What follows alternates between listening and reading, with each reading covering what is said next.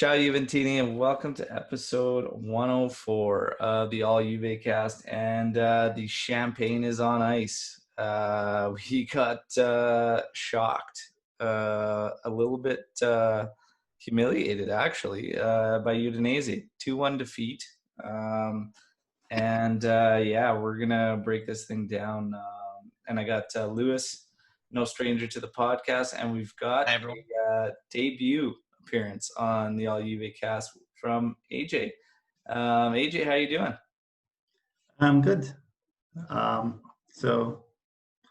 am originally from Jordan, and I have been in the US for around 9 years, and I have been a Juve fan since 2003. So back in 2003, there was a bandwagon of supporting Real Madrid or Barcelona, and I wanted to choose another team. At the same time, Juve were doing so well in the Champions League with legendary players like Del Piero, Nedved, Trezeguet, David. So that kind of made me fall in love with Juve. And so it started from there. And I'm so happy to be on this podcast. That's awesome. That's awesome. Look at that. I didn't even have to tell you the tradition around here, and he gets right into it. I love it. I love it. Thank you. That's great. And a fantastic choice. Probably didn't feel that way after this match, but you made the right choice, man. And Lewis, fantastic shirt. Obviously, this podcast brought to you by Striped Hearts Apparel and Lewis sporting the Del Piero design there.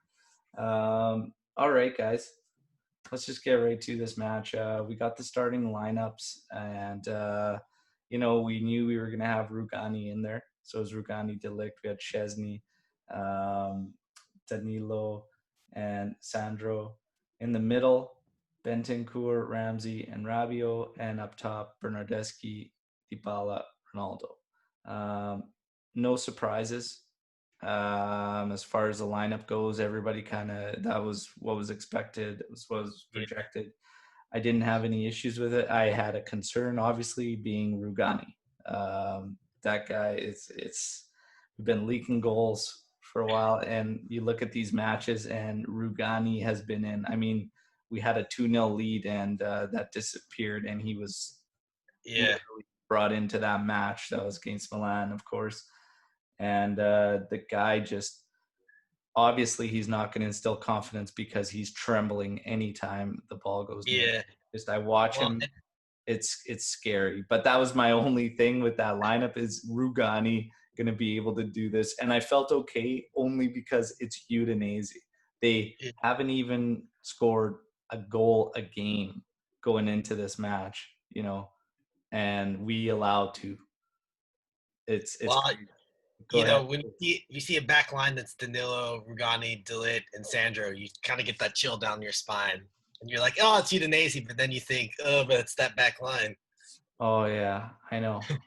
I know. It's crazy. It's like, putting everybody's talking like these guys will make a difference. Like when you have, Delict will be there, it's fine and whatnot. You can throw a diamond into a pile of shit. It doesn't turn the pile of shit into jewels all of a sudden. It's, like that's what you have. It's crazy. But I don't know, AJ, any thoughts on that lineup? It's pretty straightforward, right? There's I mean, it's we're somewhat like unlucky because Demiral is coming back from an injury. Chiellini is also unfit, and Bonucci was suspended. So it takes like 3 players to have something with them to see Rugani play. At the same time, I was slightly surprised that Pjanic did not start. So since the restart, he did start, and he was okay for the most part. I thought like in the Lazio game, he was like he did have like, I thought he did have fitness issues. I was expecting him to play in this next game, but it was Bentancur, Rabiot, and Ramsey. So I wouldn't expect him to replace Rabiot or Bentancur, but maybe Ramsey because he hasn't been convincing overall. So I think with this match potentially being the sealer, and wrapping things up. I didn't. I thought, yeah, let's just go with the guys that have been there as of late, get the job done. So I wasn't really looking to Pjanic a whole bunch. Hindsight, of course, is 2020, and maybe he would have had a little more in the legs because he's been kept out for a bit. But I don't know. It's Udinese at the end of the day, you know. Yeah. 16th in the table. Like, again, they had 2 goals less than goals for than they had matches played. And it kind of makes sense to start with the same midfield as we did against Lazio. Yeah, like just get the job done. That game. Yeah. But yeah, let's get to the match itself. What did everybody think was going to happen? First of all, I had 3-0. I thought 3-0. I thought that, we'd get the job done. Udinese won't be able to hold us off, and we've been scoring goals lately. So what did you think was going to happen? Like, Lewis, what was your prediction? Mine was 3. Yeah, it was 3-1. I had a Ronaldo hat trick because, he and Immobile are kind of like, on the same spot. I thought also it's a Scudetto clinching game. And I figured we'd give up 1 goal with the potential back line. Yeah. But, man. And AJ, what was your prediction before the match? I had a 2-0. So, 2-0, yeah. I thought it was going to be the same result as the May 5th game in 2002. Yeah, so we're all in the same kind of boat, just thinking, straightforward victory. We should seal it and go from there and get it over with and be able to maybe relax a bit before that Champions League return link, but no such luck. But breaking down the match, 4th minute, we start off pretty good. Ronaldo gets into a good area, takes a shot, obviously right at the keepers with his weaker left foot. 13th minute, Dybala with a nice volley from outside the box, forcing a save by Musso, who's oddly enough, and I said this in my preview, I didn't realize he leads the league in clean sheets. Yeah, he's really, really good. Yeah.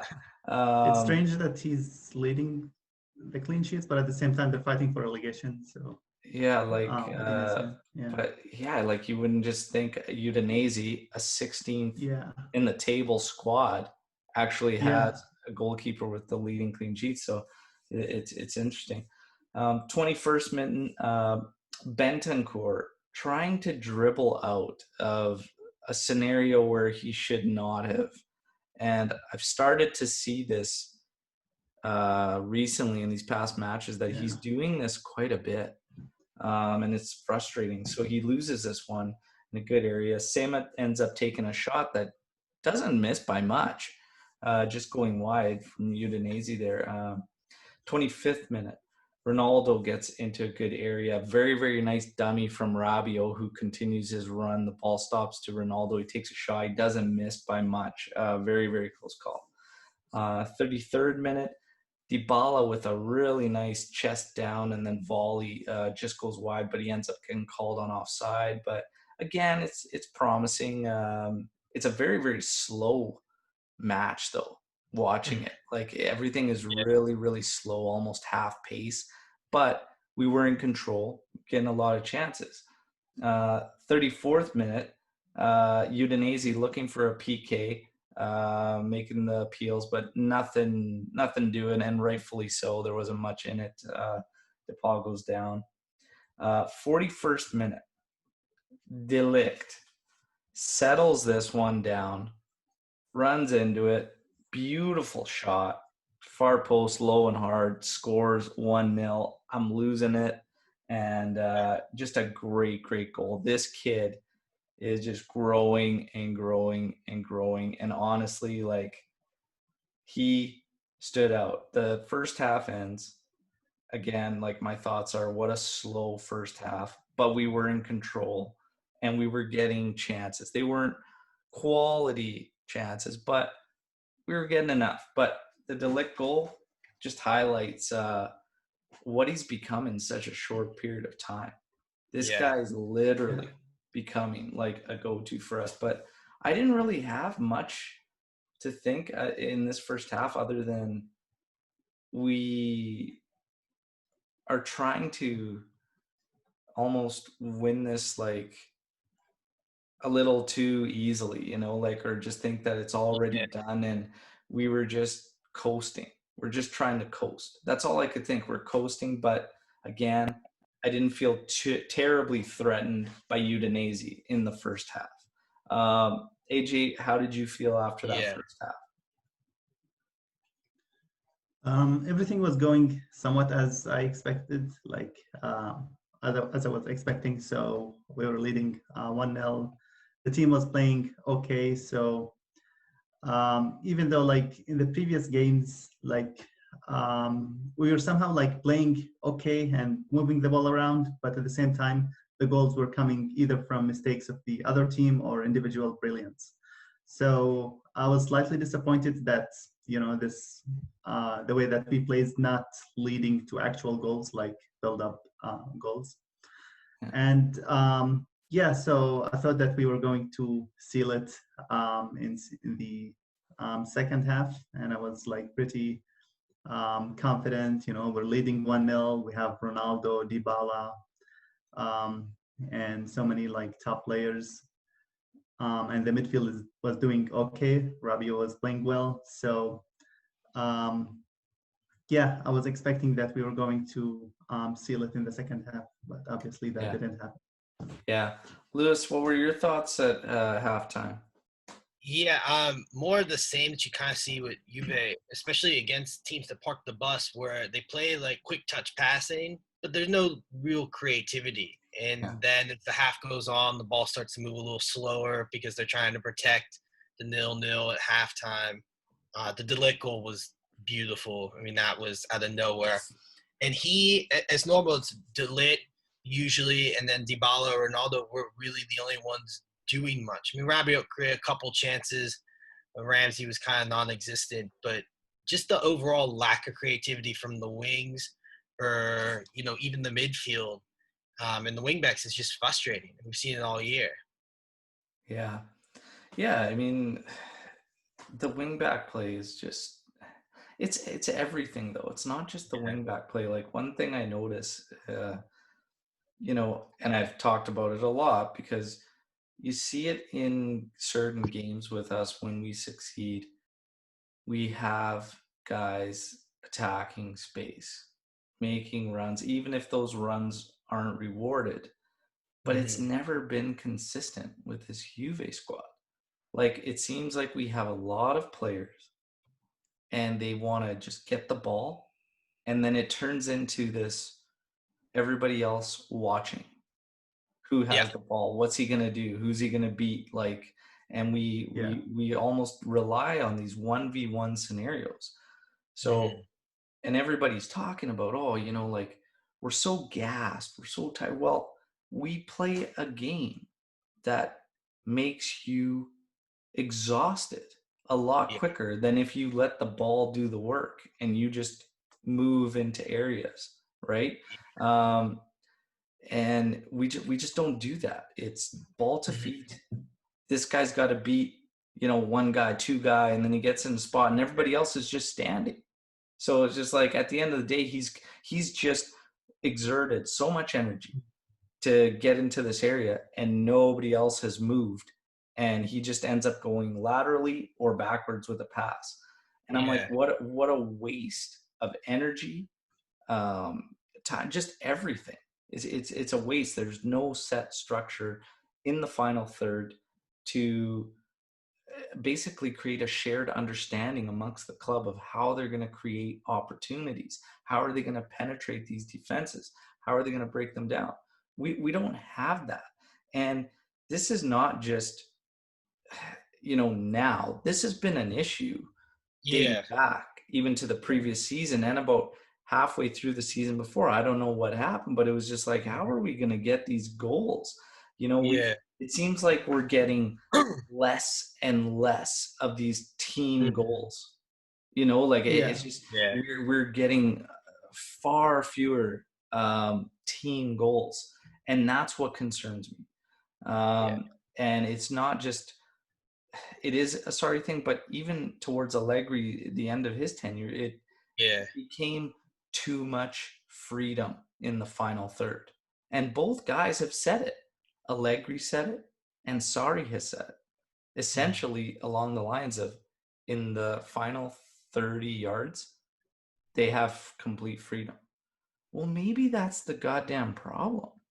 Maybe there needs to be set structures, set things that you work on in training. Like, when's the last time you've seen a goal from Juventus where you've thought, wow, that's straight off the training pitch? I can't recall one. Think about, when's the last time you've seen a center back slip a player through, or a midfielder slip a player through, or winger that's not Cuadrado, like whip a ball in that someone gets at the end of. Yeah. And the thing is, I understand a lot of fans say, well, you can't get these through balls. You can't do that when the team has parked the bus. They said you can't do it while they're parking the bus. But here's the thing. If a team is parking the bus, and I say it all the time because it's the only way you can do it, you have to make them move. You have to confuse them. You have to create confusion. The only way you can do that is by players moving, is movement. And it's quick movement. It's the ball. The ball needs to switch field. As they're coming across to the side, then you need to start making give and goes and 1-2s. What we do is just, we allow them to set up. Even when we do switch a field, whether it gets to Sandro, whether it gets to Cuadrado, we stand there, we wait. Even Douglas Costa is guilty of it. Waiting, like just waiting. It's like, why are you waiting for them to get set up? I watched a play when Cuadrado was introduced into this game, and it felt like he waited an eternity to cross the ball in. Yeah. And then by the time he was ready to, that player easily blocked it. And I just thought, how long does a professional footballer need to cross the damn ball into the area? Yeah. It was literally like everything was built to it. The defense wasn't in position. It was like, send it in now. No, we wait. So it's just that timing. It's that urgency. It's just not, it's strange. We're just not up to a standard I would expect at this part of the season, regardless of COVID or not. Yeah. To be honest. Whenever I see a half like this, I always think of that clip of Dybala and Ronaldo at halftime, where Ronaldo's looking at him and going, why aren't we moving forward? And Dybala turns and goes, look at the midfielders. They keep playing it side to side. They keep playing it backwards. That's another thing that, has always really bothered me. The teams, you have the team pressed in their own final third, and you're playing a ball back to the center back. And you see it during this game, you've seen the pass where, Bentancur or Ramsey will turn and play a pass directly back to a center back. And you almost see Delip be like, what are you doing? Towards the end of the half, he was starting to move forward and try and create stuff. We've seen Bonucci do that too. I think the strange thing is that there are so many players who are individually doing much better this season than last season. So Ronaldo this season is better. Same for Dybala, Cuadrado, Bonucci, Bentancur. So we have so many players who improved from last season, but at the same time, the team as a unit is not creating creative chances. And so as Alberto mentioned, it feels like, each player, they have the ball, they don't know what to do with it, they just pass it back, and then they keep moving the ball around, and the other team is parking the bus. And in the games which we won recently, they were just coming from either penalty goals or individual brilliance. So I remember the game, I think against Genoa, where we scored 3 bangers basically. And so 3 beautiful goals, and everyone was impressed. But at the same time, it's just a signal that the build-up play is not there yet. So well, and you mentioned too, these PKs and whatnot. 2 of those points out of these 5 points in the last 5 matches were undeserved draws. Yeah. So we literally, truthfully, deserved 3 points out of a possible 15. That's scary. Yeah. That's scary. It's awful. But let's wrap up this the match recap. It feels like I can't do it quick enough because I'm just so off. In the 52nd minute, okay, this is an absolute disaster to watch. It's a mess. Udinese is coming up the left side, and I'm watching this, and I see Sandro at half. He's already about 4 players behind this one guy, his man. Okay, he's about let's say 4 yards behind this guy. He is jogging lightly, not trying to get goal side. Rabiot is ahead of him. Rabiot has a guy 4 yards ahead of him who he can't catch up to. But neither player, Sandro or Rabiot, is sprinting to get goal side. Bentancur is ahead of Rabiot. Now, in my mind, I'm thinking, why is Rabiot not yelling at Bentancur to take this guy that he can't get to and slide over to Sandro's man? Because Rabiot takes a look over and sees that Sandro is behind his man, is trailing his man. Naturally, you would think Bentancur, yell at him, right shoulder, get him to slide over, and you slide over. Both guys would have been in position. That's fine. When you look at our defense, De Ligt takes a look over his shoulder, calls Rugani to the man there. De Ligt essentially has nobody, and he's essentially just becomes zone defense. Yeah. And even in that situation, Rugani was looking over his shoulder and sees another man coming up top. He doesn't communicate to De Ligt that that's a situation. Nobody is communicating. We have not one, but 2 guys back post wide open. And Nestorovsky ends up being the guy with a great headed finish. Yeah, but it's 1-1. And I'm looking at that goal and I'm thinking, where's the communication? Like, that was so bad from everybody involved. With no fans, it should be easier, right? Go ahead, AJ. Yeah, with no fans in the stadiums, communication should be easier. Oh yeah, it should be a hell of a lot easier.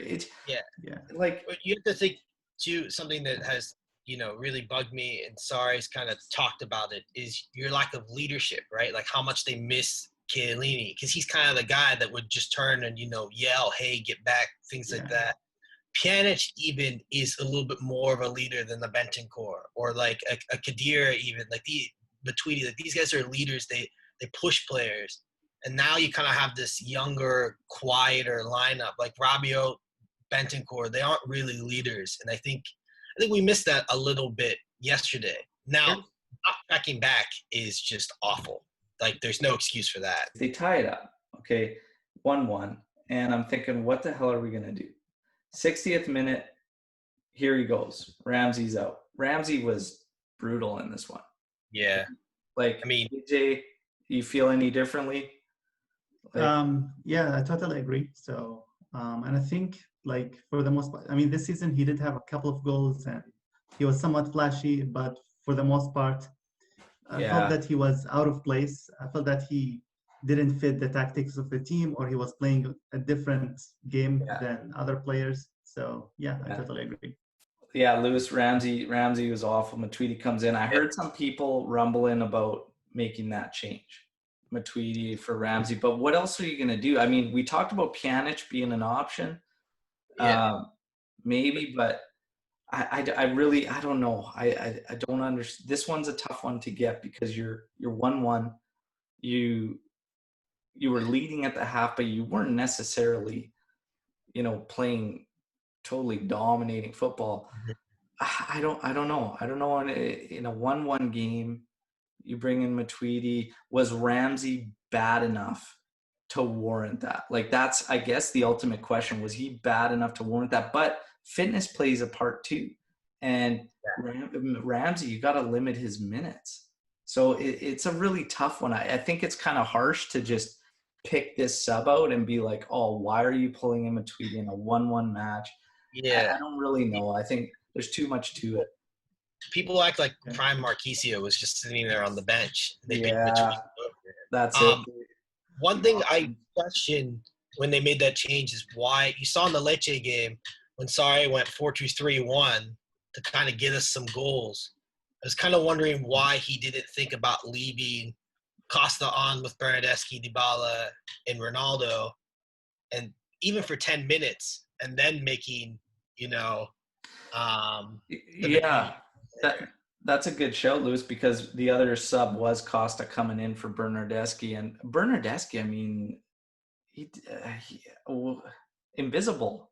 This one really, he's been like this all year. He does some good things in some matches, and you're thinking, okay, like when he first hit the scene as right wing after this break, when we started playing him there, he was doing the right things. He was staying wide positionally.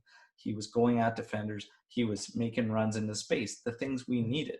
But he's since stopped, and yeah, I'm kind of done with him. But yeah, that was a possibility. Maybe Bernardeschi as Metsala and then Costa coming in. I don't know, but regardless, we got Matuidi in there.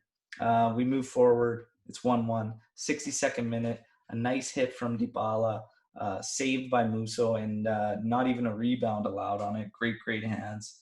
63rd minute. Udinese comes right back as Szczesny ends up reading this play very, very well and breaks up that pass in the area, which was looking very, very dangerous. And then we get just a whole lot of nothing.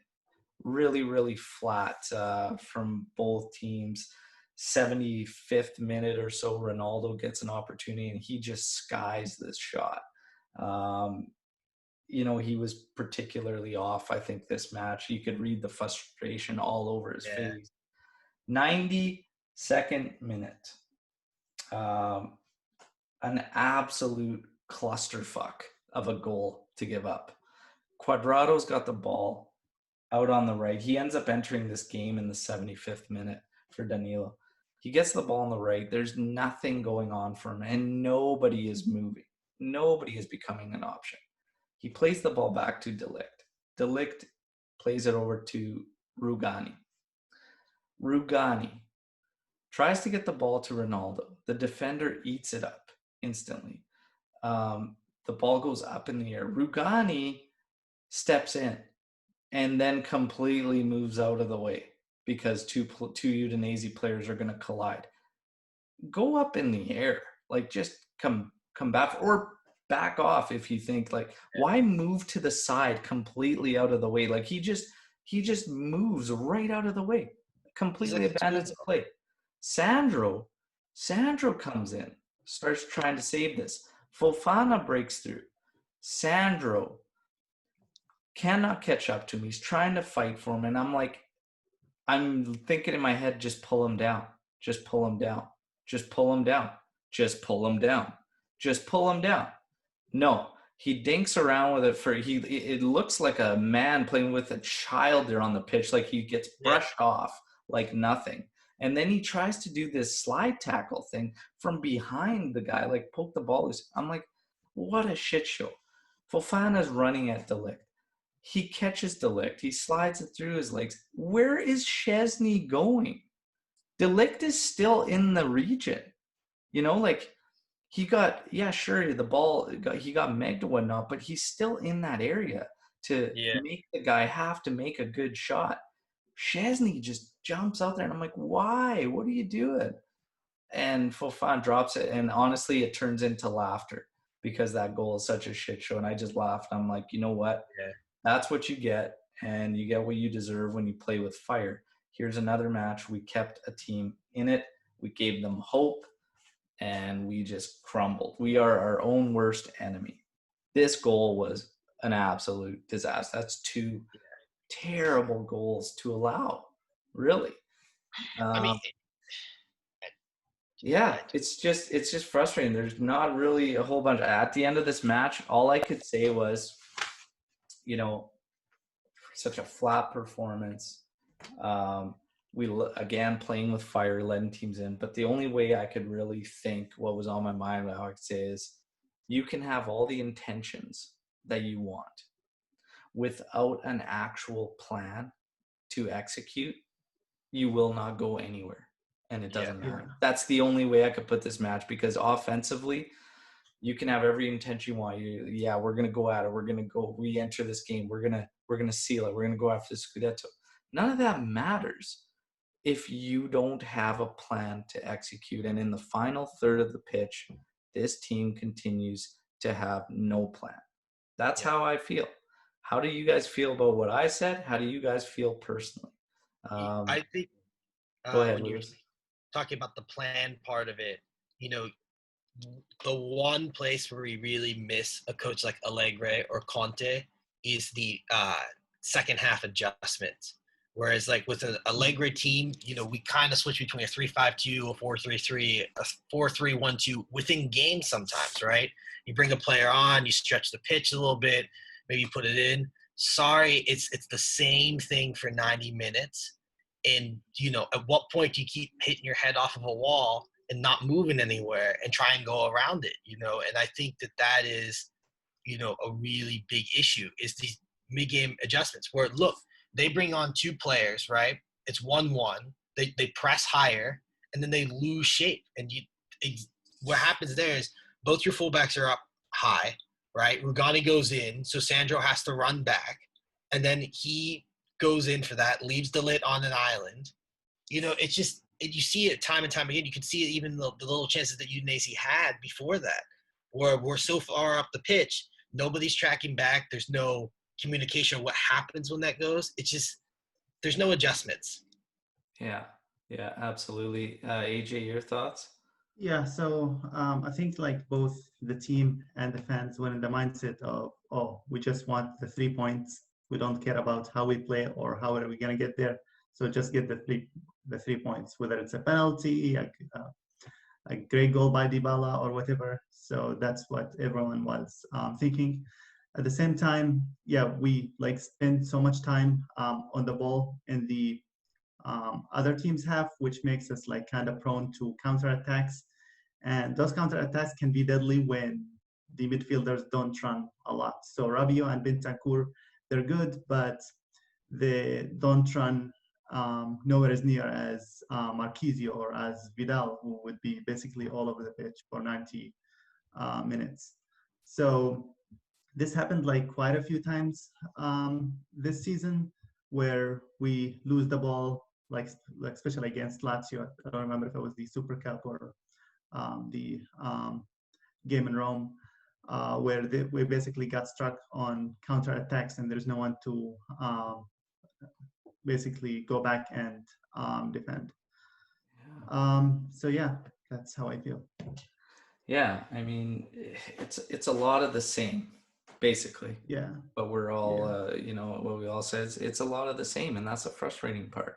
You know, this particular season now, like I was having a discussion with some friends on Twitter there, and you know, I'm still happy about it. I'm very, very happy if we can get this job done and have 9 straight Scudetti. It's ridiculous. But this season, I can't help but feel it's still. Is it possible to win a Scudetto and still be like frustrated as hell and just upset? Because that's kind of how I'm feeling. You know, like it feels like if the other teams had their shit together, this would have been the year they would have been able to capitalize and dethrone us. You know, so you're looking at the season and it's like, how much of this is actually us and our accomplishment, and how much of it is highlighting how bad these other clubs really botched it. Like Lazio at one point was 1 point behind us, and they had all the momentum, and they just crumbled after the break. I like to say like Lazio don't really have a deep team. I don't think they necessarily believed that they were going to be running for the Scudetto at the start of the year. So injuries have kind of killed them. But if you look at results-wise, the other two teams in the top 4, we took 4 points off of Atalanta. We took 6 points off of Merida. I mean, as bad as we've been, like in some of those matches, minus Lazio, we've done pretty well. But even against Atalanta, though, Lewis, like that point was completely undeserved. They dominated us. I mean, and even in the first match, that 3-1 victory was very flattering for Juve. We scored we got 2 Higuain goals in a matter of 6 minutes. And again, when we talk about team play, and or individualness, right? Because Dybala's goal to make it 3-1 was in the 90th, I believe, like very, very late. It's a win. A win's a win, but again, it's like, you know, these teams, and you talk about Lazio. Lazio's got a history of doing that, you know, just like crumbling and whatnot. But again, my point is, if these teams can figure that out, and if they continue to build, we're not building. They are. Lazio got very, very close this year, made it very uncomfortable for almost the season. Merda made it uncomfortable for a bit there, and then they kind of tailed off and whatnot. But they're making good moves too, you know, and they have a lot of cleanup to do on the roster. So it's a little unnerving. Let's put it that way. Fans being unsettled with the way things are going. This is the third straight Scudetto. I felt a little unsettled at the end of it. Yeah. You know? Even last year when we won in April, like it felt like this team could do a little bit more than what it's doing. Yeah, like last year was comfortable points wise. You know, it was comfortable from a point standard, but it was just like, how are we so far? Like I kept asking myself, like, how? The way we played, like I was just like, how are we so far ahead? And it's mind blowing, but it continues to happen. But fans, the frustrations are picking up, and now we get into, what is it? Is it Sarri? Is it just the players, the roster? Is it this schedule? Everybody else is going through this schedule though, and teams don't look nearly as bad as Juve looks, and that's strictly, I keep going back to this, the plan, the system, the structure. So everybody's main go-to when you say that is, well, of course, Sarri needs time. He needs the continuity, and he needs players to fit his system. But you know what? His system hasn't come through at all, and the players we have, I don't know. I look at other teams, they don't have great rosters, but their players can execute the system that they try to. Yeah. And for me, this deep into a season, I don't see any influence from Sarri other than a lot of meaningless 5-foot passes. That's all I see that's different, but I still see us actually progressing through 1v1 scenarios. Yeah. That's just me. Like, so the belief is Sarri needs time and players, and then some other fans feel Sarriball is a myth completely. And one guest on this podcast, Vinny, actually went as far to say he caught lightning in a bottle that year that Higuain hit 36 goals and whatnot, and everybody had this crazy, you know, thing about Sarriball. So how do you guys, who wants to kick us off on that, and what do you guys actually think it is? I think it's a combination of, obviously, the players we have, we need to make some changes there. We all know about the contracts that we reward players with. That is unnecessary and whatnot. But time, does Sarri need time? I don't know if he's going to get it. Should he get it? Like, what do you guys think? I think it's 55% Sarri, 45% the board and the players. At the end of the day, the blame always goes to the coach first. Sarri he looks like the job is too big for him. He's never really tried to impose himself. He'll do something for 2 games, and then he'll switch it for the next game.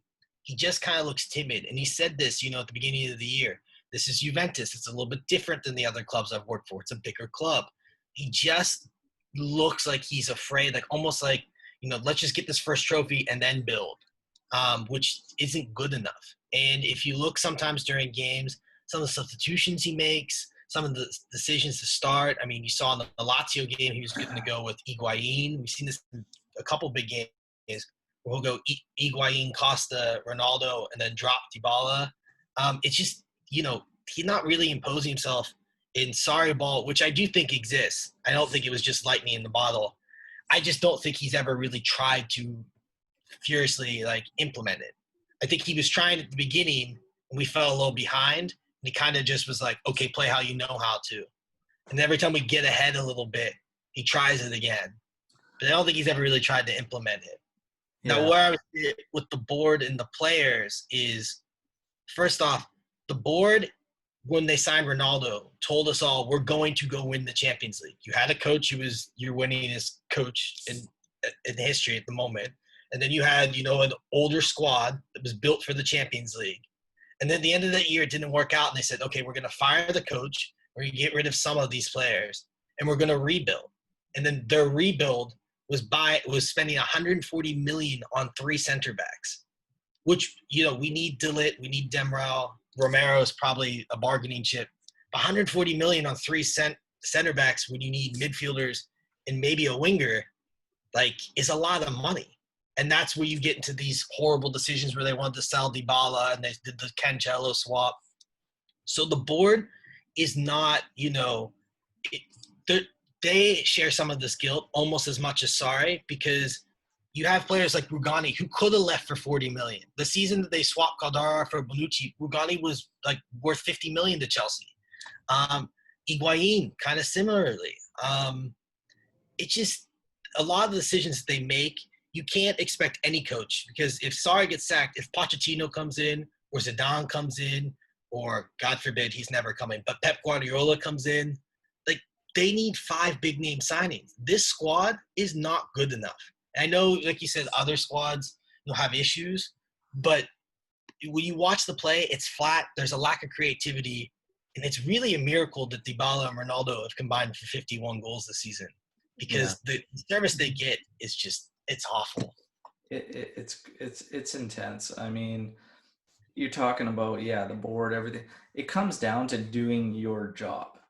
Essentially, the board, I don't think, has done the best job whatsoever when it comes to players, contracts, signings. The coach, though, I can't say he's really done his job the best either, though, because if that's the case, what you say, and it's interesting that you bring it up, Lewis, where he might have shifted. He did say at one point that he could not get players to understand the importance of moving the ball quickly and that style of play. That's terribly alarming to hear as a fan, because that's essentially your coach saying that he can't do his job. That's exactly what he's doing. It's literally hearing him say, I can't get these players to do what he's trying to get them to do, and that's alarming. So if he has in turn said, well, you know what, you guys can't figure out how I want you to play, here, let's do this thing or whatnot, that is terrible. And at that point, it becomes, what's the point of him being there, really? Well, and here's something that's always bothered me. It's bothered me about Juve Twitter. It bothers me with the board, is when people say, hey, we want to play beautiful attacking football. That's not really Juventus. So when you think about, you're going to bring in a manager that is not only going to need 2 to 3 years, when you have Cristiano Ronaldo at the end of his prime, Chiellini at the end of his prime, Bonucci at the end of his career, right? You kind of okay, that doesn't make any sense. But then also, too, you're taking a team that has been known as a defensive team, and you're okay, now all of a sudden we're going to teach them how to play, high-pressing, attacking football. It's a huge stretch. And so now you're in this weird kind of limbo where now it feels like they're attempting to rebuild while also trying to win. Doesn't really make much sense. It just for me, the blame for this season is mostly on Sarri. So I know that he has had some success with Chelsea. He won the Europa League, but at the end of the day, he's a coach who has never won serieA. And I'm kind of slightly worried that the fact that he didn't win anything major in his career somewhat transmits to the players and makes them afraid of using his tactics and applying them, because at the end of the day, he didn't win the Champions League or serieA. And I know some people don't care about this, but I don't like the way he dresses. I think he should dress a lot more professionally, just to earn the respect of players.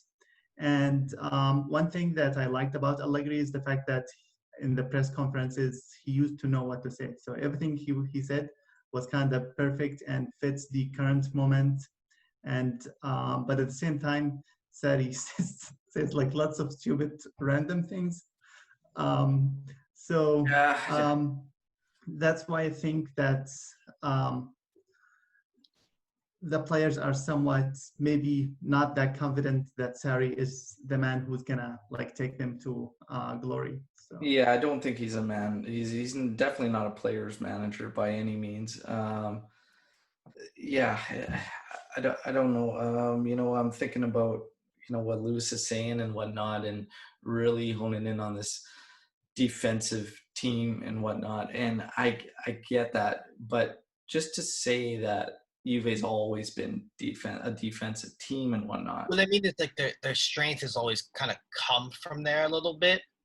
Yeah, and it has, but again, I think a big part of it is understanding who you have personnel wise. So I don't necessarily think it was. I think Juve wanted more than anything, like after what happened to Ajax, is a mentality switch. Okay. You know, to not be that team that tries to accept wave after wave after wave of pressure and catch a team and win like that. Because I don't think in Champions League you can play that way if you really want to win it. Now, the reason is also, I think you got to make that shift too, is you got to realize where our back line is. Chiellini's it's sad, but he can't stay healthy anymore. He's done. Buffon is gone from the back. Bonucci is Bonucci. Barzagli is gone. You know, you look at this back line now, do you want to be this team that accepts, like what we had was incredible. We were essentially spoiled at the back. You had the freedom to score a goal in the 10th minute if you want, and know if you wanted to lock it up, you could lock it up. You know, we don't have that freedom anymore. It's gone. Yeah. So I don't, and just to say that we've always been this way, I don't think is a reason why we need to be necessarily. And at the end of the day, if you are trying to make a switch, your manager that you've hired and brought in is essentially responsible to make that transition. At the same time, I think we were kind of lucky to have those players, like Barzagli, Chiellini, Bonucci, Buffon. They were all like in their prime. I don't think it's easy to like get anybody and then tell them, okay, play like Chiellini or like Barzagli. No, and you know what? Recently, the recent generation of Italian players is not as good as the previous one. And usually Italian players do well at Juve and they thrive and they stay for a long time. But now looking at the squad, it's just Bonucci basically, and Bernardeschi is probably going to leave. So, yeah, but even that, even having all those guys at the back there, it doesn't make it right to just play in a style where we accept wave after wave, because those guys bailed us out so many times over those years and whatnot. And I think just wanting a new mentality, you've even heard Chiellini say it. You've heard Buffon say it many times. It is easier to defend when you relieve that pressure. When you play with your foot on the throat, when you're going at them, it makes the defending so much easier. There's so much stress and work involved when you're just allowing teams to play their game and do what they want, essentially, and just hope you're going to shut the door. The point I was trying to make was, if you look at the squad to last year's, it's kind of the same core element. So what you're saying is they're coming off a team that was, like you said, mostly defensive. I would like us to play beautiful attacking football like everyone else. Like I look at a Liverpool or a Man City and say, Juve could, or Real Madrid, like we could do that if we, but they kept the same squad as they did last year, which was a very defensively built minded squad. And they kind of were just like, okay, we're going to go play this football with that squad. Like Khedira is not a goal scorer. Matuidi is not a goal scorer creator. Rabiot has never really ever been that. He shows flashes of it. Ramsey, okay, is that, but he was a gamble. Just Costa's not fit. Bernardeschi scored 4 goals in 2 years, 3 years to this point because he hasn't scored all this year either. It just, some of the decision making during the year is, okay, we're going to play this way, but here's the moves we're going to make. Danilo, Delit, Demiral, Romero. It didn't make much sense to me. Like, they were like, okay, we have Higuain. He's a little bit more forward thinking than the Mandzukic, but we're going to go sell Moise Kean. It just, some of the moves, and I understand financially why they did some of that, but you kind of like, okay, we're going to go in this direction, but we're really not. And I'm not trying to make excuses for Sarri, because what's happening now is ridiculous. Going up 2 goals and blowing leads that's all on you. Yeah. That's on your adjustments. That's on your tactics. We saw at the beginning of the year with Napoli, Atletico Madrid. It's been there all year. We've seen it in games where we're like 1-0 up on Genoa and they score a goal. We have to win on the Ronaldo Piqué. It's just, what you see is like they change their direction without changing a lot of their personnel. I think a team that's just fragile, basically. Yeah. We're fragile. We're mentally fragile. Yeah. We're physically fragile. We're just, we're soft. Quality of players. You went for, even when we lost the Berlin team, the replacements, right? Like Marilyn Pjanic was a good player who wanted to win, right? Sami Khedira had won a ton, whether we like him or not, had won a ton. Now your replacements were, Bentancur is a young developing player. Rabiot is kind of a wild card, didn't play at all last year. Rams, and he's on PSG, which they have losers mentality, if we're being honest. And Ramsey was in Arsenal, who hasn't won anything in the last decade. So you just have to wonder. Go ahead, AJ. Just mentality, like piggyback off that. Yeah, so I think there should have been at least like one big investment in midfield in the past like 4 or 5 years. So we signed Ronaldo, who's an attacker, and De Ligt was a defender. But at the same time, most of the invest in midfield were just like free agents like Ramsey, Rabiot. And it's nice to sign a player for free. You can get Plus Valenza when you sell them. But at the same time, I think there should have been a signing that is purely for like football abilities, as opposed to, when we sell him, we're going to get Plus Valenza, or he's a free agent, we should get him. So it's going to help us balance the books. So, I don't recall like a top midfielder being signed in the last like 2 or 3 years. So, yeah. Well, I mean, I've said it numerous times. We need to stop making moves because of the market opportunity. It needs to make sense on the pitch. That's essentially what it comes down to. I'm done with these, good, it's a good deal. It's a good deal. Like, this is a market opportunity. Like, I don't care. If it doesn't make sense on the pitch, don't make the move. Yeah. We just need to get some momentum in these signings and picks. So we'll see what ends up happening. But speaking of players, real quick, Costa, Bernardeschi, Ramsey, and Rabiot. You can only keep one. Who are you keeping? AJ?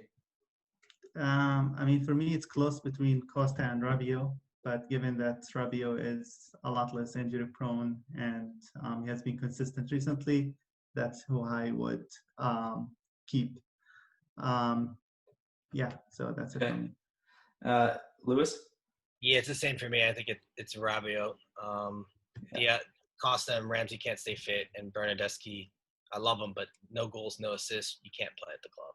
Yeah, very, very. This would have been a tricky question if you asked us like 4 or 5 months ago when Rabiot was not. Yeah.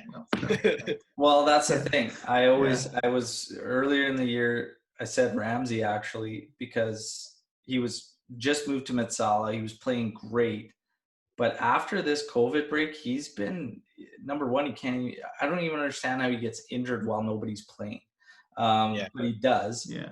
And then that pissed me off. And then since he's been back trying to get in there, he looks nothing like what he was previously. Costa, everybody's got this thing with his injuries. And he's terrible with injuries. But they say when he's in the lineup, he's deadly. But it's not.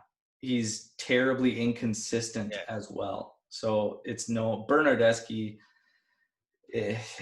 there's too much frustration. Just when you think he can turn a corner, he gets you thinking like, okay, he can turn the corner, and then he just goes 5 steps backwards again. Done. Yeah. Rabiot's been increasingly growing. I think they should hang on to him. The only way I see Rabiot moving is if it's a deal you can't pass up. But even then, I would try to avoid getting rid of Rabiot. After this particular match, Bentancur was taking a lot of heat from many fans for his role as a regista, and I gotta say he's been on a couple off matches. I spoke to it in this one when he terrible giveaway, trying to dribble out of scenarios he doesn't need to be dribbling out of. Even if the play is just pumping the ball up the pitch, that's what you got to do. But how do you guys feel about Bentancur as a regista? Is he going to be good enough if we needed him in there, say next season, rotating with him and Arthur? People say Arthur's going to play as that role. I don't see it. He hasn't been for Barca, but they say that he can. I don't really know, but what do you guys think about Bentancur right now? Like, are we overhyped? Did he get overhyped for a string of good matches? Is he better as Mezzala, which most believe? Like, how do you guys feel? Who wants to take this on first? I think that Bentancur, I think he's naturally a little bit better as a Mezzala because he likes to get box to box, and he's really good in the defensive phase. As Regista, though, it's all like a mentality thing. And this is something, that they talked about last year with him. And sorry, even kind of hinted at the beginning of this year that sometimes Bentancur, has lapses in concentration. Sometimes he tries to do too much. That role is kind of like you have to, quick passing, 1-2 passes, switch the field very quickly.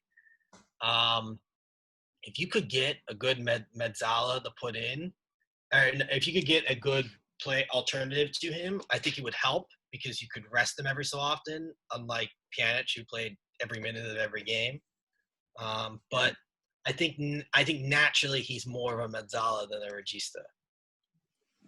All right. AJ, your thoughts on Bentancur as Regista? Yeah, so I agree with Luis. So he's naturally better as a Mezzala. And as you mentioned, Alberto, there has been maybe 4 or 5 occasions in the past weeks where he was trying to do something in his own half, trying to dribble, and sometimes it led up to a goal, but sometimes we got lucky, that shot that hit the post with Immobile against Lazio. So that mistake was made at 0-0, so it could have made a big difference. So I think the Regista rule, Bentancur has been okay. He's been doing lots of tackles, and he plays overall good. But at the same time, he makes lots of mistakes. And I don't think this is good for the Regista rule, because every time you make a mistake, the other team is going to get the ball and they may score. So mistakes in that rule can be deadly. Whereas for Mezzalas, they play a little bit more forward.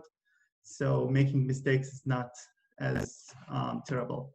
But the problem with Bentancur as a Mezzala is that I think you need players who can score goals in midfield. And this is something that we have been lacking this season. I think De Ligt probably scored more than any other midfielder that we have. And a part of the reason Pirlo, Marquisio, Pogba, Vidal were so deadly is that each one of them was getting 7 or 8 goals a season.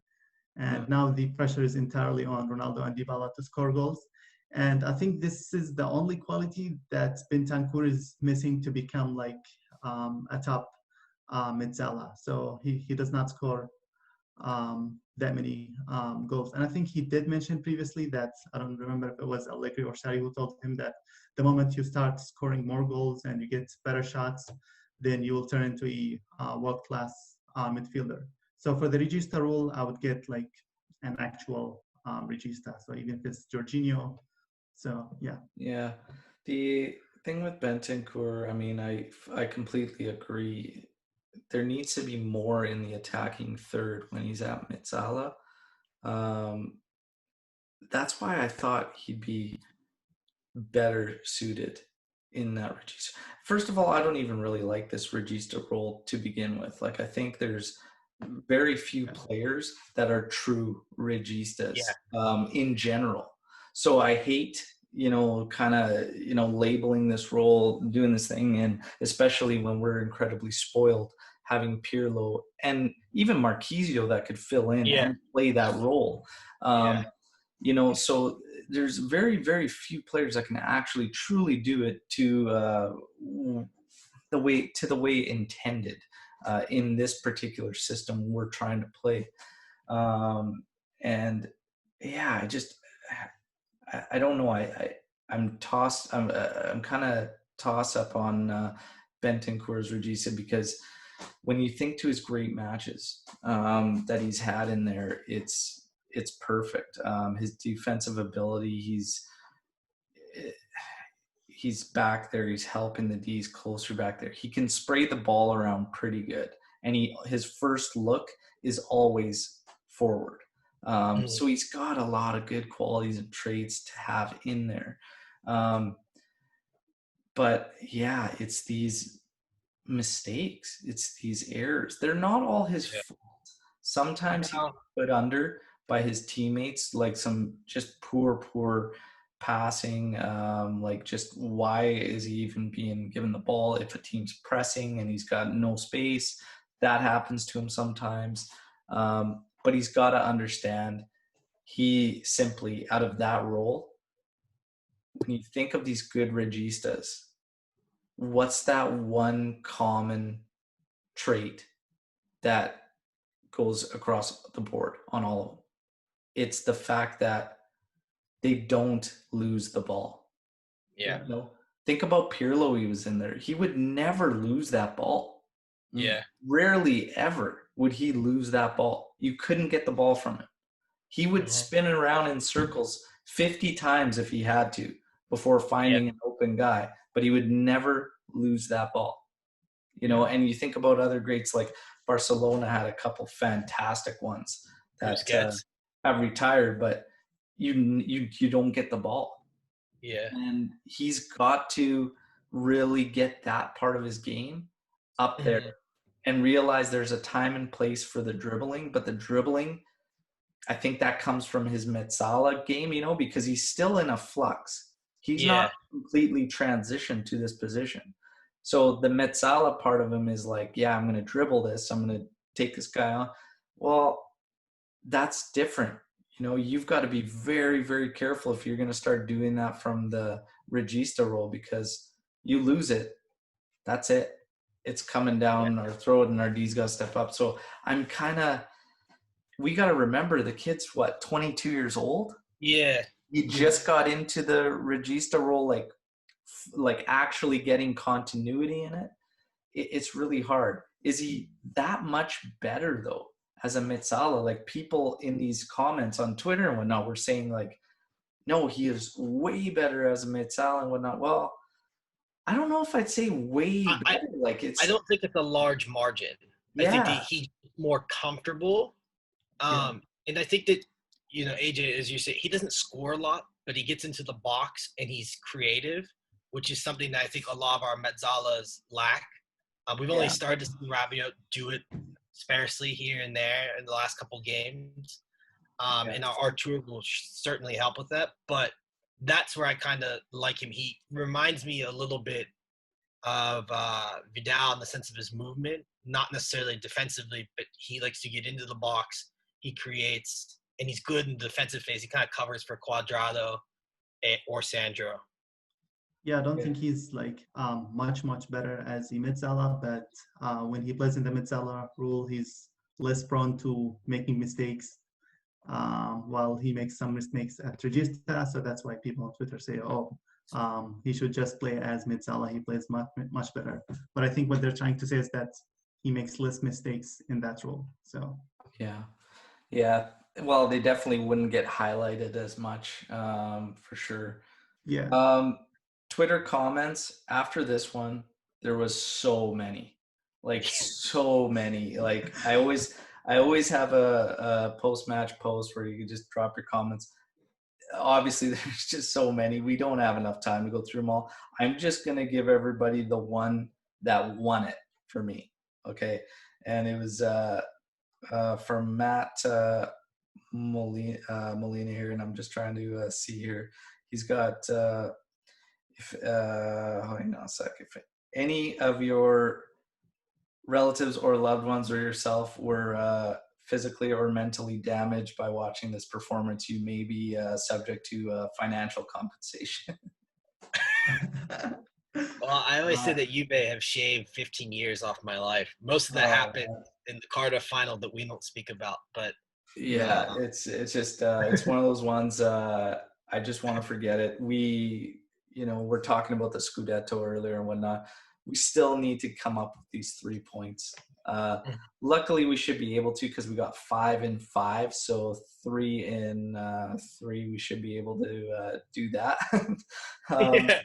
We got Sampdoria though coming up on Sunday, and that's not even going to be like a cakewalk. Like that'll be they're playing good football. So we just got to get the job done and get out of this season and get the board to make the right moves. But is the Scudetto now, the way things are going this late, 3 matches left, is it enough to keep Sarri's job? Real quick, like AJ, does it seem ridiculous to have a coach one and done, even if that one season is a Scudetto winning season? Like, what are your thoughts? I think it depends on who is available. So if Zidane was available, I would be 100% Sarri out. Okay. But at the same time, like thinking back, like 1 year ago, we were saying, oh, we need to change from Allegri. We need a new coach. When we get a new coach, everything is going to get better. But then after we got Sarri, we were like crushed with reality of how tough is it to play beautiful and to change the system and all of those things. Yeah. So I would, if Sarri loses the Scudetto, then I think for the most part he's gonna get sacked. Who's gonna be replaced with? Maybe Pochettino, or depending on who's available. But if he wins the Scudetto, I think. If he loses it, there's no question. No question. I mean, let's be serious here. He's got 4 matches. He only needs 3 points, and if he can't do that, there's no question. I'm saying if he wins it, is it enough? Lewis, is it enough if he wins it? No. I think that I think it's a wrap. I think that if you could fire Allegri after winning, like I said, 81% win percentage, 5 straight Scudettos, you could fire Sarri. Yeah. I think he'll probably be judged on the Champions League because I think we will win the Scudetto, but I think that they'll probably beat Lyon, and the way we're playing now, probably get embarrassed by Man City, and that'll be it. Yeah. The one thing is, though, what AJ was saying is it's a big financial hit to sack Sarri. Yeah. So whoever is the backup, whoever they're thinking, it better be someone good. Yeah. Yeah. Let me change the question then. If we play this style football we're playing right now, everything's the same. We win Champions League. Does he stay? AJ, I'd give him a lifetime contract. Yeah. I mean, the coach that wins Juve the Champions League cannot be sacked. Yeah. Because in Juve the mentality is that winning is all that matters. So if the coach wins the Champions League, then that's it. Well, it's been despite the circumstances, awesome having this episode and chat with you guys. AJ, an absolute pleasure having you on for your first time on the All JuveCast. Thank you. Lewis, always a pleasure. We've got Sampdoria on Sunday. We'll be back with the post-match podcast again. I hope we can celebrate then. And I have a theory why it didn't happen yesterday. Okay. And I think it didn't happen because Roman and I, from Juve Therapy, didn't do La Panchina. So I apologize to all the Juventini out there, but we're going to have it going for Sunday. Okay. La Panchina will be back for Sunday. And I promise you, that's going to be the time. They were waiting for us so that we could celebrate together. So if you're not, please follow La Panchina on YouTube and check out these watch parties. It's a great time, but we're going to be back for Sunday. I think the club gets it done on Sunday against Sampdoria. It won't be easy.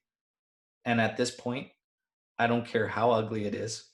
It might take something strange to do it, but we'll see what ends up happening. Maybe Rugani gets the Scudetto clinching goal off a header or something wild, or Blaise Matuidi takes on a couple guys and rips one top cheddar. Like, I don't know, something strange can happen. I don't care how it happens. I don't care if it's an own goal. We just got to get this thing done, get to the 9th, get out of here, and then see what happens. But until then, as always, Forza Juve, fino alla fine. Talk to you after Sunday's match. Ciao. Ciao. Nice. Bye-bye.